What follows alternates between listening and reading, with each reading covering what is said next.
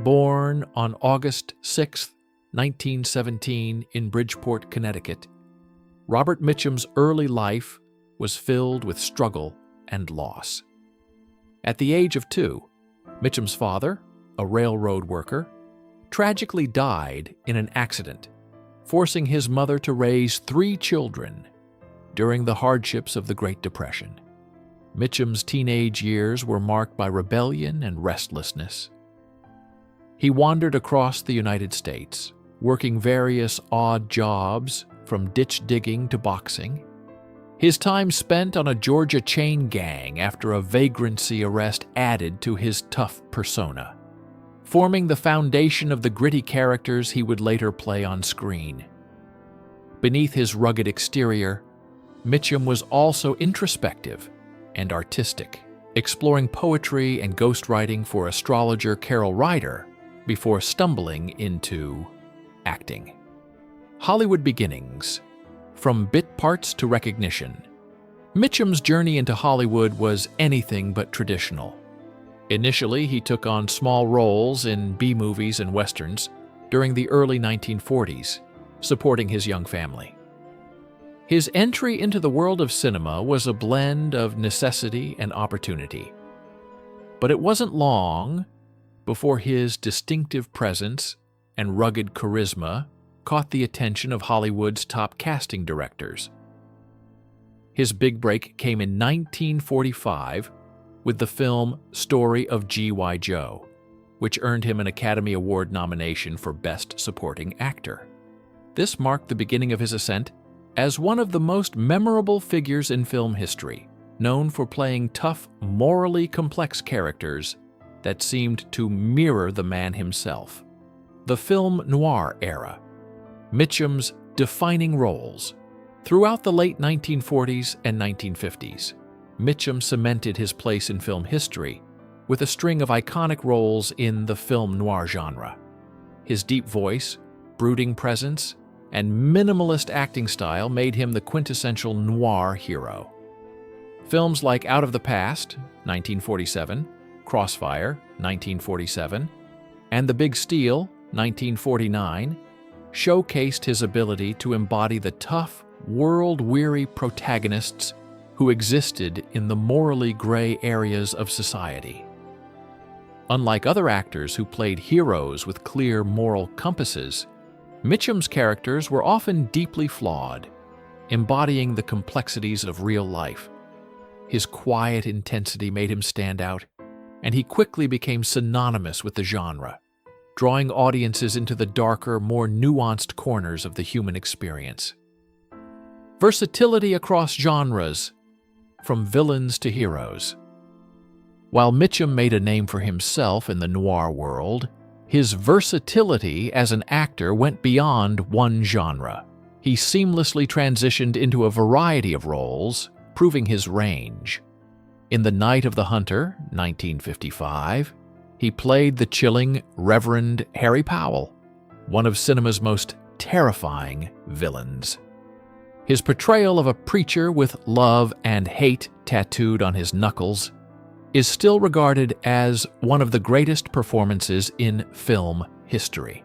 He also shone in Heaven Knows Mr. Allison, 1957, The Sundowners, 1960, and Cape Fear, 1962, where he played everything from a heroic war veteran to a dangerous criminal.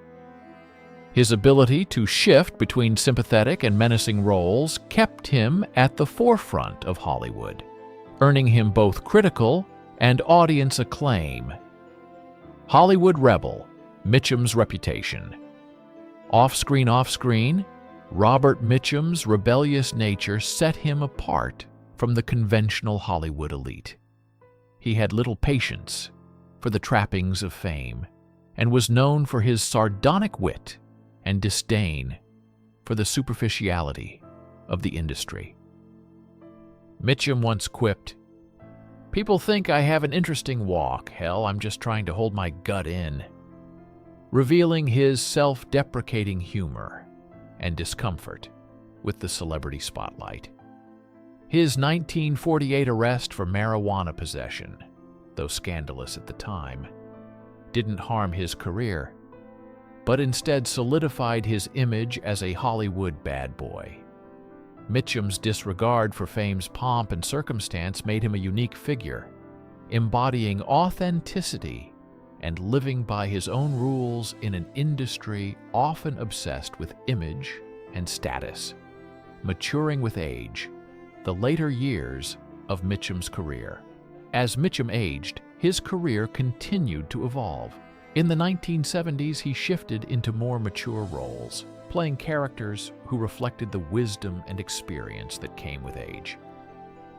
He starred in films like Ryan's Daughter, 1970, The Friends of Eddie Coyle, 1973, and Farewell, My Lovely, 1975, each showcasing his nuanced approach to acting. These performances demonstrated that Mitchum still had the power to captivate audiences, even as his career entered its later stages. In addition to his film work, Mitchum also made his mark on television, starring in the miniseries The Winds of War, 1983, and War and Remembrance, 1988, where his gravitas and professionalism earned him new respect in the industry. Robert and Dorothy Mitchum, a love that withstood the test of time. In 1933, Robert Mitchum met Dorothy Spence, the girl who would later become the love of his life. At the time, Robert was a 16-year-old wandering the country, while Dorothy was a 14-year-old schoolgirl in Camden, Delaware. Despite their young ages and the hardships of the Great Depression, the two formed a deep emotional connection. Dorothy's kindness and quiet grace complemented Robert's rebellious and tough exterior, and the two maintained a long-distance relationship as Robert struggled to build a life for himself in California. Their bond only deepened over time, and in 1940 they married in a modest ceremony in Dover, Delaware, marking the beginning of a partnership that would last for nearly 60 years. Building a family, the Mitchums' legacy. After their marriage, Robert and Dorothy settled in Los Angeles, where Robert worked various jobs before finding his true calling in Hollywood. Together, they raised 3 children, all of whom would go on to carve out their own paths in the entertainment world. Their eldest son, James Mitchum, followed in his father's footsteps and became an actor, known for his striking resemblance to Robert. Christopher Mitchum, their second son, also pursued acting, making a name for himself in action and adventure films.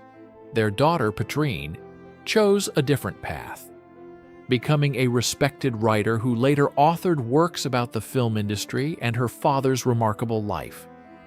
The Mitchum family's legacy continues to resonate in Hollywood, with each member contributing to the family's rich history in entertainment. The unlikely rivalry, Robert Mitchum and George Peppard.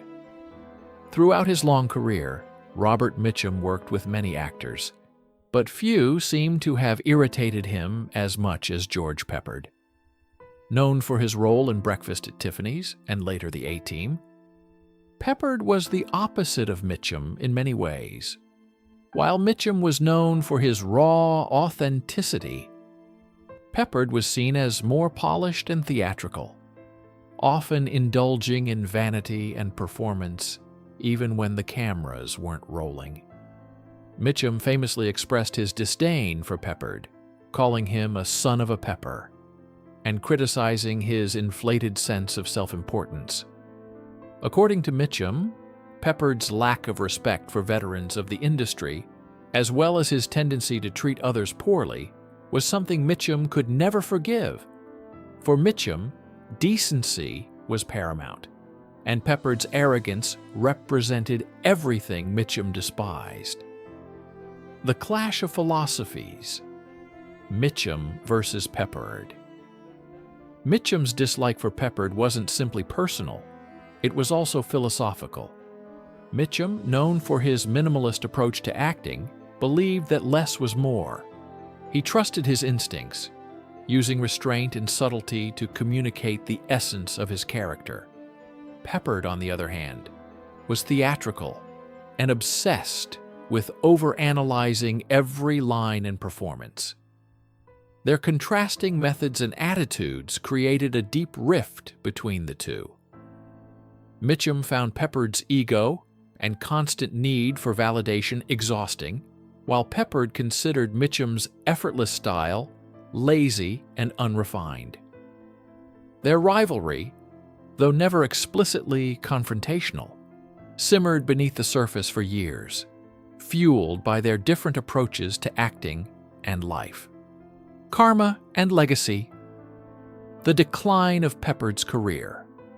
As the years went on, Peppard's career suffered due to his drinking, abrasive personality, and inability to maintain relationships with both colleagues and fans.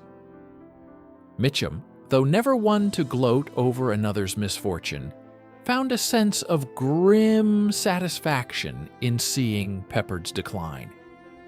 Mitchum, who had worked tirelessly to maintain his credibility and respect in Hollywood, saw Peppard's downfall as a form of poetic justice. Mitchum's steady, enduring legacy stood in stark contrast to Peppard's professional and personal struggles. While Mitchum remained respected and influential well into his later years, Peppard's life was marked by regrets and missed opportunities. For Mitchum, the authenticity he valued so deeply was the key to lasting success, and Peppard's inability to connect with that truth ultimately led to his downfall. The quiet end. Robert Mitchum's last years. Robert Mitchum's health began to decline in the later years of his life, and he passed away on July 1st, 1997, at the age of 79. He died peacefully in his sleep at his home in Santa Barbara, California, from complications of lung cancer and emphysema, conditions caused by his lifelong smoking habit. His wife Dorothy was by his side, having stood by him through a turbulent but enduring life together. Mitchum's passing marked the end of an era for Hollywood, as he was one of the last of the true tough guys who dominated the silver screen in the mid-20th century. Despite his complex personality and often controversial reputation, Robert Mitchum remains an enduring icon, remembered for his authenticity, charisma, and unwavering commitment to his craft.